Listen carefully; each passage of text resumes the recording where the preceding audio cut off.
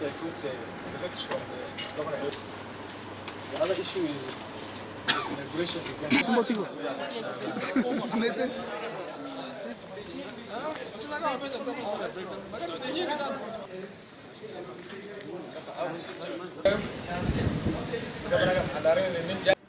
The functions of this committee is to coordinate the inaugural event and the swearing in of the new leadership of the county government of Garissa. The venue of this inaugural day will be at Garissa Primary, as we have agreed with the committee. And as per the Act of 2019, the timing will be between 10 a.m. to 2 p.m. in the afternoon. It will be presided by a judge who have been nominated by the CJ.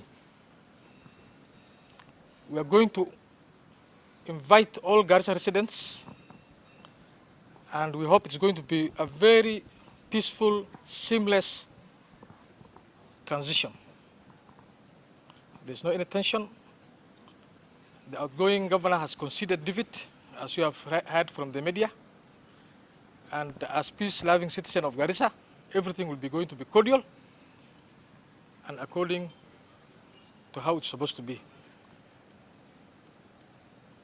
We are going to communicate the actual date of inauguration in due course. Our security agencies have tightened up security in the entire county. We are very grateful to our security officers. We are very grateful also to the members of the public for cooperating and being peaceful during that election period, and especially more so during the time of tallying at our main tallying center. We have concluded that exercise. Now we have a governor-elect, and this committee is mandated to make sure that that process seamlessly ends by the time that the law requires. I want to assure the members of the public in this region and the entire nation that Garissa County, as a special county, given the challenges of security that we have, that our security officers are up to the task. We are not giving any chances. We know the enemy is there, but we are not blinking an eye.